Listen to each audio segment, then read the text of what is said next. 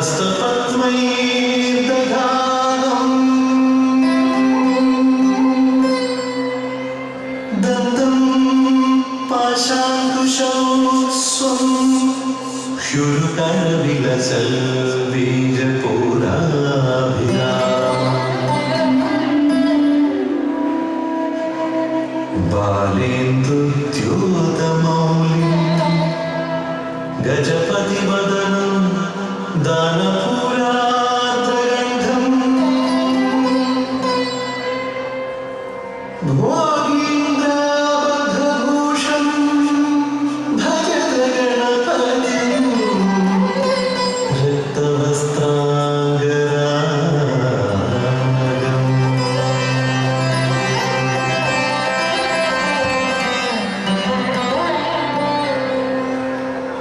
മലയാളികളെ സംബന്ധിച്ചിടത്തോളം ഗൃഹാതുര സ്മരണ ഉണർത്തുന്ന ഒരു മഹനീയ സങ്കല്പമാണ് ഓണം.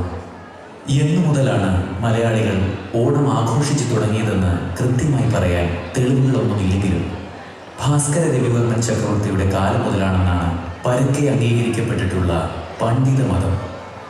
ഭാസ്കര രവിവർമ്മ രാജ്യം പല രാജാക്കന്മാർക്കും സാമന്തന്മാർക്കുമായി പങ്കുവച്ചു കൊടുത്തപ്പോൾ കാലാകാലങ്ങളിൽ ആചരിക്കേണ്ട ആഘോഷങ്ങളും നിർദ്ദേശിച്ചിരുന്നു. അതിൽ ഒരിനമായിരുന്നു കേരളത്തിലെ രാജാക്കന്മാരെല്ലാം കൂടി തൃക്കാക്കര ക്ഷേത്രത്തിൽ നടത്തിയിരുന്ന 28 ദിവസം നീണ്ടുനിന്ന ഓണാഘോഷം. കർക്കിടകത്തിലെ തിരുവോണത്തിന് കൊടിയേറി ചിങ്ങമാസത്തിലെ തിരുവോണത്തിന് അവസാനിക്കുന്ന 28 നാളുകളിൽ നടക്കുന്ന ഓണാഘോഷ പരിപാടികളിൽ ജനങ്ങളെല്ലാം പങ്കാളികളാകണമെന്നും ആർക്കെങ്കിലും കഴിയാതെ വന്നാൽ മഹാവിഷ്ണുവിനെയും മഹാബലിയെയും തങ്ങളുടെ വീട്ടുമുറ്റത്ത് പ്രതിഷ്ഠിച്ച് പൂജിച്ചാൽ മതിയെന്നും കൽപ്പിച്ചിരുന്നു. കാലക്രമേണ തൃക്കാക്കരയിലെ ഓണാഘോഷം നാമാവശേഷമാവുകയും വീടുകളിലെ ഓണാഘോഷത്തിന് പ്രചാരവും പ്രാധാന്യവും കൈവരികയും ചെയ്തതായി വിശ്വസിക്കപ്പെടുന്നു. നമ്മുടെ സങ്കല്പങ്ങളിൽ തേൻ പുരട്ടുന്ന മധുര സ്മരണയായി ഓണവും ഓണപ്പൂക്കളും മണ്ണും മനുഷ്യരും ഉള്ളിടത്തെല്ലാമുള്ള മലയാളികളുടെ മനസ്സിൽ നിറഞ്ഞു നിൽക്കുമെന്ന് നമുക്ക് പ്രത്യാശിക്കാം. അങ്ങനെ തന്നെ സംഭവിക്കട്ടെ എന്ന് ഒരുമയോടെ ഹൃദയപൂർവ്വം പ്രാർത്ഥിക്കാം. അകം നിറഞ്ഞ ആത്മാർത്ഥതയോടെ അനുഭൂതി സാന്ദ്രമായ ആസ്വാദനത്തിലേക്ക് അതിരുകളില്ലാത്ത ആശംസകളോടെ ഏവർക്കും ഈ തിരുവോണ കാഴ്ചയിലേക്ക് സ്വാഗതം. തിരുവോണ കാഴ്ച.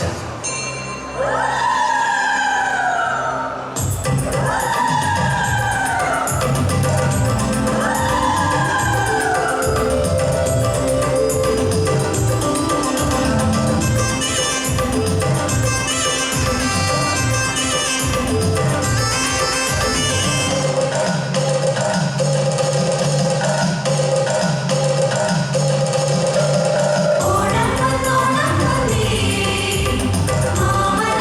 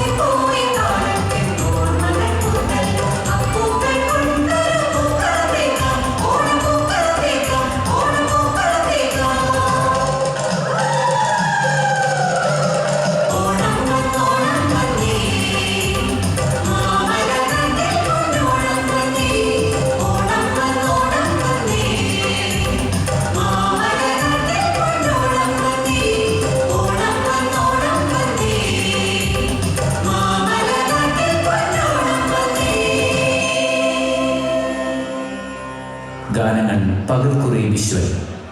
ഓർക്കസ്ട്രേഷൻ ബിനു ഷർദിക്. ആലാപനം ജി വേണുഗോപാൽ, ഉദയകുമാർ, പ്രണവ മധു, ബിനു, പ്രിൻസി, ബിന്ദു, മിനി. ശബ്ദം നൽകിയവർ ജോൺസൺ മഞ്ഞലി, വിനോദ് വാരണം, ഉദയകുമാർ. സ്റ്റുഡിയോ കോഡിൽ ഡിജി ഫ്രെയിംസ്, എറണാകുളം.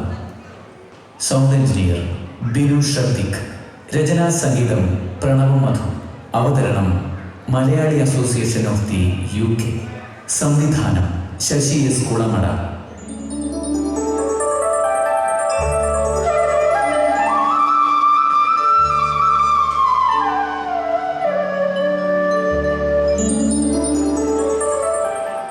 കൃഷ്ണ, ഗുരുവായൂരപ്പാ. ആ കുട്ടാ, ഇവിടെ ഇല്ലേ? ആ, ഇപ്പൊ കാര്യം കാണാൻ കാര്യസ്ഥനെ തേടി അങ്ങോട്ട് ചെല്ലേണ്ട ഗതിയാണല്ലോ. ആ, കാലം മാറിയില്ലേ? എന്താ ചെയ്യുക? ഓ, ഞാനിവിടെ തന്നെ ഉണ്ടേ. എന്നെ പറ്റി ഇങ്ങനെ ചിന്തിക്ക പോലും വരുത് തിരുമേനി. ഈ ശ്വാസം അങ്ങോട്ട് തീർന്നവരെ ഈ വെളിപ്പാട്ടുണ്ടാകും തീർച്ച. അറിയാമല്ലോ, ഞാൻ അങ്ങനെ കാര്യമായിട്ടൊന്നും പറഞ്ഞതല്ല. താൻ എപ്പോഴും ഇങ്ങനെ കയ്യെത്തും ദൂരത്തുണ്ടാവണം. അതല്ലേ ശീലവും. ആ, എന്തോ ഒരു കൂട്ടം പറയാനുണ്ടെന്ന് പറഞ്ഞല്ലോ. താൻ ഊഹിച്ചിട്ടുണ്ടാകും. അതെ, കൃഷി ഇറക്കുന്ന കാര്യം തന്നെയാ. കഴിഞ്ഞ കൊയ്ത്ത് കഴിഞ്ഞപ്പോ എന്താ തിരുമേനി പറഞ്ഞത്? ഇനി കൊയ്ത്തും കൃഷിയൊന്നും വേണ്ട കുട്ടപ്പച്ചാരെയെന്ന്. ഓർമ്മയുണ്ടോ? പക്ഷേ മനസ്സ് വരുന്നില്ല.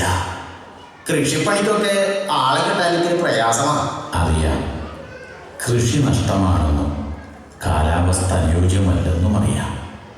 ഋതുക്കളുടെ താളമെല്ലാം തെറ്റിയില്ലേ? എന്തുകൊണ്ടാണ്? മനുഷ്യൻ ഭൂമിയുടെ മനസ്സ് നോവിച്ചു.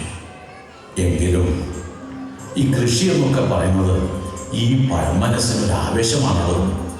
പാടവരമ്പത്തൂടെ നിരനിരയായി പണിക്കാർ കറ്റ ചുമന്നു പോകുമ്പോൾ കൂട്ടിത്തെളിച്ച കണ്ടെത്തി ഞാൻ നടന്നത് കാണുമ്പോൾ വെറ്റിലക്കാർ പുരണ്ട ചുണ്ടുകളിൽ നിന്ന് ഞാറ്റുപാട്ടിൻ്റെ ഈണമൊഴുകുമ്പോൾ ആ വരമ്പത്തൊരു കുടയും പിടിച്ച് നിൽക്കുന്ന സുഖം ഒന്ന് വേറെ തന്നെയാകും. ആ, ഇനി കൂടുതൽ നാൾ താൻ ബുദ്ധിമുട്ടേണ്ടി വരില്ല. കാരണം എനിക്കിനി അധികം നാളൊന്നും ഇല്ലല്ലോ. അങ്ങനെ ചിന്തിക്കേണ്ട സമയം ഒന്നും ആയിട്ടില്ല. ഞാനില്ലേ ഇവിടെ. ഇത്തവണത്തെ കൃഷിയും ഞാൻ നടത്തും. ഇത്തവണത്തെ മാത്രമല്ല, ഞാൻ ജീവിച്ചിരിക്കോളോ.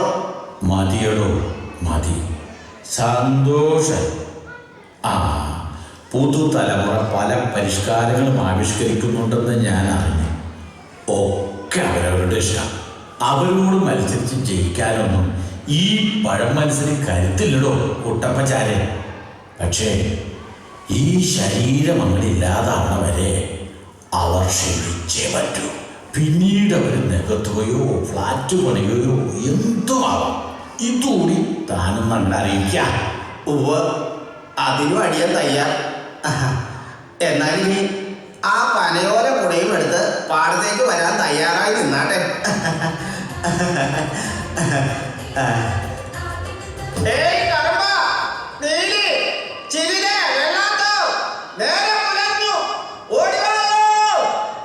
ആഹാ, എല്ലാവരും ഉണ്ടല്ലോ. സന്തോഷം. പണ്ടൊക്കെ പാടത്ത് പണി തുടങ്ങാറായെന്ന് ഓർക്കണത് തന്നെ നിങ്ങളുടെ ഒക്കെ സാന്നിധ്യമായിരുന്നു. നേരം പുലരുന്നതിന് മുമ്പേ തന്നെ മുറ്റത്ത് നിരനിരയായിട്ടുണ്ടാകും അന്നത്തെ കൃഷിക്കാർ. ആ, കാലം മാറി, കഥയും. ഇന്ന് ഞാൻ നിങ്ങളോട് അപേക്ഷിക്കുകയാണ്. എൻ്റെ കാലം കഴിഞ്ഞവരെ നിങ്ങൾ എന്നോടൊപ്പം ഉണ്ടാവണം. ഈ മണ്ണിൻ്റെ മനസ്സറിയാൻ. കർമ്മ, പ്രകൃതിയുടെ അതിജാവനായ സൂര്യഭഗവാനെയാണല്ലോ കർഷകർ ആദ്യം ഉപാസിക്കുന്നത്. ഗായത്രി മന്ത്രം 1001 ജപിച്ചെടുത്ത നെൽവിത്തായത്. ആചാരവിധി പ്രകാരം വയലിന്റെ മധ്യത്തിൽ വെച്ച് അങ്ങോട്ട് പണി തുടങ്ങിക്കോളും.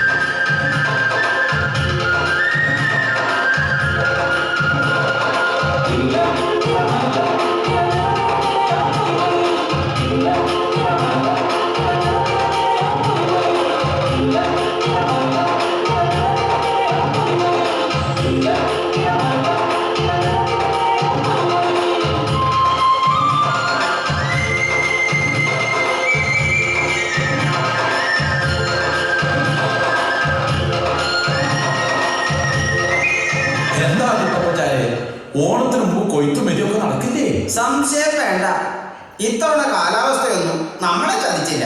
ഓരോ കൊയ്ത്ത് കഴിയുമ്പോഴും ചിന്തിക്കും ഇനി ഇതൊന്നും വേണ്ട. പക്ഷേ പെയ്തൊഴിഞ്ഞ മാനം പോലെ കൊയ്തൊഴിഞ്ഞ പാടം കിടക്കണ കാണുമ്പോൾ മനസ്സിൽ വീണ്ടും കൊതി കിളർക്കും. ഒക്കെ ഇനിയും ആകാൻ തിരുമേനി. ആദ്യം കൊയ്ത്തിനൊരു നല്ല ദിവസം തിരുമേനി നിശ്ചയിച്ചാണ്. ഞാൻ പണിക്കാരെ കൂട്ടാം. ആ, എന്നാ നീ നിന്റെ പണി അങ്ങനെ തുടങ്ങിക്കോളൂ.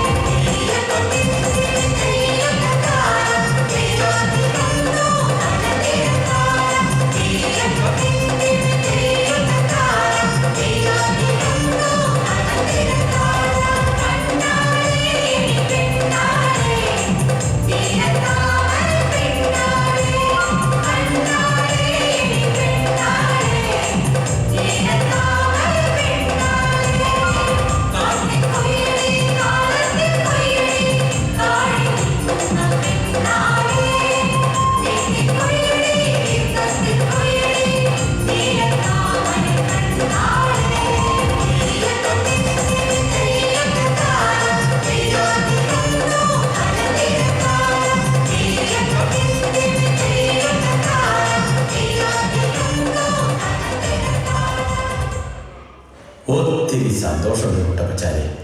എന്താ ഇപ്പൊ വിശേഷിച്ച്? ഓണത്തിന് മുമ്പേ പത്തായപ്പുറയും മനസ്സും നിറഞ്ഞു. പൊന്നോണത്തിന് പുത്തിരിച്ചോറുണ്ടാൻ കൊതിയാവണം. ആ കുട്ടാ, ഇത്തവണത്തെ ഓണം നമുക്ക് ഗംഗാമമാക്കണം. എല്ലാ വർഷവും അങ്ങനെ തന്നെയാണല്ലോ. നെല്ലറയില്ലാത്ത ഓണാഘോഷവും പ്രസിദ്ധമല്ലേ? ആ, ഇത്തവണ അതുപോലെ ഒന്നുമല്ല. അതിലുമൊക്കെ ഒത്തിരി ഭംഗിയായിട്ട്. അതിലും കേമമെന്ന് വെച്ച അടിയനും മനസ്സിലാവണില്ല. എടോ, നന്മ നാടിന് ഈ നാട്ടിൽ ഓണം ഇപ്പോൾ ഒരു ആഘോഷമല്ല, വെറും ഒരു ആചാരമായി മാറിയിരിക്കുന്നു. കള്ളവും ചതിയും കൊലയും ദിനചര്യ പോലെ മനുഷ്യൻ ചെയ്തു കൂട്ടുന്നു. പിറന്നു വീഴുന്ന കുഞ്ഞിൻ്റെ നാവിൽ പോലും ജാതിയുടെയും മതത്തിൻ്റെയും വിഷത്തുള്ളികൾ ചൊലുത്തുന്നു. സ്നേഹവും നന്മയുമൊക്കെ ഒരു സ്വപ്നം പോലെ അവശേഷിക്കുന്നു. പാശ്ചാത്യ സംസ്കാരത്തിൻ്റെ അനാവശ്യവും അന്ധവുമായ അനുകരണം നമ്മുടെ സംസ്കാരത്തിൻ്റെ സമസ്ത മേഖലകളെയും നാശത്തിൻ്റെ വഴിയിലേക്ക് നയിക്കുന്നു. നമ്മുടെ കുഞ്ഞുങ്ങളുടെ ഭക്ഷണ രീതി പോലും ഇപ്പൊ സായിപ്പിനെ തോൽപ്പിക്കുന്ന രീതിയിലാണ്. ഈ നാടിനി എങ്ങോട്ട്? സ്നേഹത്തിൻ്റെയും സമത്വത്തിൻ്റെയും സാഹോദര്യത്തിൻ്റെയും ആ നല്ല മാവേലി നാട് ഇനിയും ഒരിക്കൽ കൂടി ഉണ്ടാകുമോ? ഉണ്ടാകും. വെറുതെ ആശിക്കാം. അല്ല കുട്ടപ്പച്ചാരെ, ഇത്തവണ ഈ ഇല്ലത്ത് നമ്മുടെ പഴയ പൊന്നോണം ഒരിക്കൽ കൂടി പുനർജനിക്കും. അതിന് സാന്നിധ്യമുള്ള എൻ്റെ സതീർത്ഥ്യന്മാരായ തോമസ് മാഷവും കുടുംബവും മുഹമ്മദ് ഹാജിയാരും കുടുംബവും നമ്മുടെ കുടുംബാംഗങ്ങളും കറുമ്പനും നീലിയും അങ്ങനെ എല്ലാവരും ഉണ്ടാകും. മാതൃകാപരമായ ഓണം കൂടി നമുക്ക് ആഘോഷിക്കണം. ആണ്ടിലൊരിക്കൽ വരുന്ന ഓണം ഒരാണ്ടോളം മനസ്സിൽ നിറഞ്ഞു നിൽക്കുന്ന ഒരു നല്ല ഓർമ്മയാവണം. തറവാട്ടിലെ എല്ലാവരും ഇത്തവണ ഒരുമിച്ച് കൂടുന്നു എന്നൊരു പ്രത്യേകത കൂടി ഉണ്ട് ഈ ഓണത്തിന്. വർത്തമാനകാലത്തിന്റെ ദുരവസ്ഥ കണ്ട് മനസ്സു നോക്കുന്ന മാവേലിക്ക് ഈ ഓണം ഒരു സാന്ത്വനമാവട്ടെ എന്ന് നമുക്ക് ആശ്വസിക്കാം. എങ്കിൽ ഇത്തവണ മാവേലി നേരെ വരുന്നത് ഈ ഇല്ലത്തേക്ക് തന്നെയായിരിക്കും തീർച്ച. അപ്പോ ഇക്കുറി ഓണമല്ല, ഉത്സവമാ. ഓണത്തെക്കാൾ വലിയൊരു ഉത്സവം മലയാളിക്ക് മറ്റെന്താണ്? മഹാബലി വരാൻ മടിച്ചു നിൽക്കുന്ന ഈ നാട്ടിൽ ഇക്കുറി സന്തോഷത്തോടെ മാവേലി തമ്പുരാൻ വന്നു പോണത് നമുക്ക് കാണാം. തീർച്ച നമുക്ക് കാത്തിരിക്കാൻ തമ്പുരാനെ.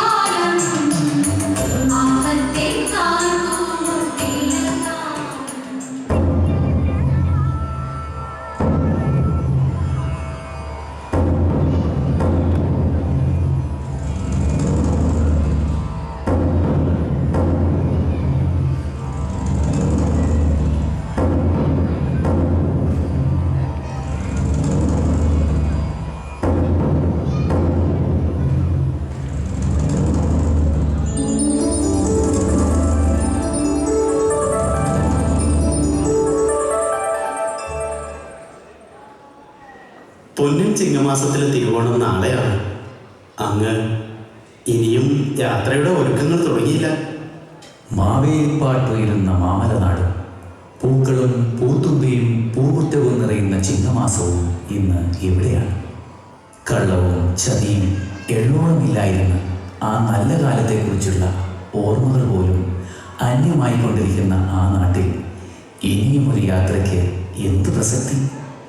പണ്ട് ആടിമാസക്കാറൊഴിഞ്ഞാൽ മാനത്തും മലയാളിയുടെ മനസ്സിലും നിലാവ് പരക്കുമായിരുന്നു. മുറ്റത്തെ മാവിൻ കൊമ്പിൽ നിന്നുയരുന്ന ഊഞ്ഞാൽപ്പാട്ട് ആകാശത്തോളം എത്തുമായിരുന്നു. എവിടെയൊക്കെ ചേക്കേറിയാലും തിരുവോണ നാളിൽ ഒത്തിരുന്നൊരു പിടി ചോറ് കഴിക്കാൻ അവർ സ്വന്തം തറവാടുകളിൽ ഓടിയെത്തുമായിരുന്നു. ഇന്ന് ഒക്കെ നഷ്ടമായില്ലേ? എങ്കിലും പ്രഭു, ഒരു ആചാരമായി കരുതിയെങ്കിലും ഈ യാത്ര മുടക്കരുത്. ഇന്നും അത് മാവേലി നാട് തന്നെയാണ്. ഒത്തിരി നല്ല ഓർമ്മകളാൽ സമൃദ്ധമാണ് എൻ്റെ ഈ മനസ്സ്. ഇനിയും ഒരു യാത്ര കൊണ്ട് ആ ഓർമ്മകൾ കൂടി നഷ്ടമായാലോ എന്ന് ഞാൻ ചിന്തിക്കുന്നു.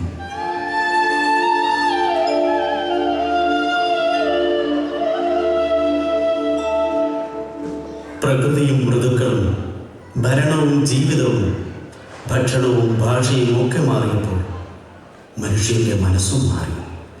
അല്ലെങ്കിൽ അവൻ്റെ മനസ്സ് മാറിയപ്പോൾ മറ്റെല്ലാം മാറി. ശാസ്ത്രത്തിന് പിറകെ പോയ അവൻ്റെ മനസ്സും സൗരയൂഥവും കടന്നെത്തിയപ്പോൾ അവൻ നേട്ടങ്ങളുടെ പട്ടിക മാത്രമുണ്ടാക്കി. അവന് നഷ്ടപ്പെട്ടതൊക്കെ അതിനേക്കാളും വലുതാണെന്ന് ചിന്തിക്കാൻ മറന്നു. അത് സ്വാഭാവികമെന്ന് വെറുതെ വിലപിച്ചു. എങ്കിലും ചിങ്ങം പിറന്നാൽ അങ്ങയുടെ സാന്നിധ്യം കാത്തിരിക്കുന്ന കുറേ നല്ല മനസ്സുകൾ ഇന്നും അവിടെയുണ്ട്. എന്തൊക്കെ സമൃദ്ധി ഉണ്ടായാലും അവരുടെ ഓണം അങ്ങയുടെ സാമീപ്യമാണ്. കഷ്ടപ്പെട്ടുണ്ടാക്കിയ വിഭവങ്ങൾ ഊണിലത്തുമ്പിൽ വിളമ്പി അതിനരികിൽ കൊതിയോടെ ഇരുന്നിട്ടും അങ്ങെത്തിയില്ലെങ്കിൽ ഉണ്ണില്ലെന്ന് വാശി പിടിക്കുന്ന ഉണ്ണിക്കിടാങ്ങളുണ്ട്. തുമ്പിത്തുള്ളലും മാണിക്കച്ചെമ്പഴുക്കയും അശപശനെയും കരടികളെയും തിരുവാതിരയും ഒക്കെ കളിക്കുന്ന പൂമുറ്റങ്ങളുമുണ്ട്. അവർക്ക് വേണ്ടി ഇനിയും അങ്ങ് പോകണം. ഇത് വിനീതമായ എൻ്റെ അപേക്ഷയാണ്. പോകാമടോ. മാവേലിയെയും മാവേലി വാണിരുന്ന കാലത്തെയും കുറിച്ചോർക്കുന്ന ഒരു മലയാളിയെങ്കിലും ഉള്ളിടത്തോളം കാലം ഞാൻ പോകാം. പുതിയ തലമുറയ്ക്ക് മഹാബലി ഒരു കടങ്കഥയല്ലെന്ന് അറിയിക്കാൻ ഞാൻ പോകാം. എൻ്റെ മലയാള നാട്ടിലേക്ക് വീണ്ടും ഒരു തിരുവോണ കാഴ്ച കാണാൻ.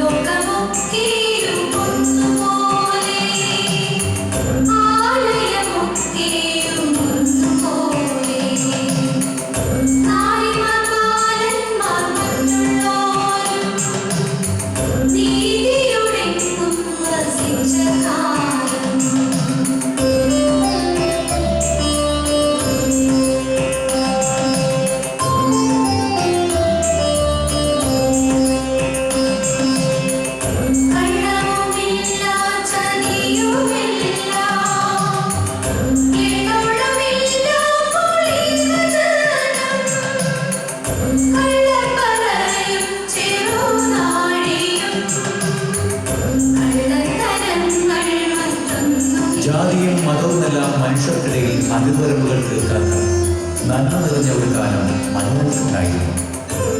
സുഖമുള്ള ഒരു ഓർമ്മയായും നിറമുള്ള ഒരു സ്വപ്നമായും അവശേഷിച്ച ആ പഴയ കാലം മലയാളിക്ക് ഇനിയും പ്രതീക്ഷിക്കാനാകുമോ? നീലകണ്ഠൻ നമ്പൂതിരിയും മുഹമ്മദ് ഹാജിയാരും തോമസ് മാഷും നീലനും കുറുമ്പനും ചിരുതയും കായസ്ഥിലുമൊക്കെ ഒരു മുറ്റത്തൊത്തുകൂടുന്ന നാടുകൾ ഓരോ കുടുംബങ്ങളിലും പുലർന്നാൽ മലയാളികളെന്നും ഒന്നുമല്ല. നെല്ലറ ഇല്ലത്തെ ഈ ഓണമുറ്റത്തെ സാക്ഷി നിർത്തി ആ നല്ല നാടുകൾക്കായി നമുക്ക് ഹൃദയം തുറന്ന് പ്രാർത്ഥിക്കാം. എന്നിട്ട് പ്രത്യാശയോടെ കാത്തിരിക്കാം.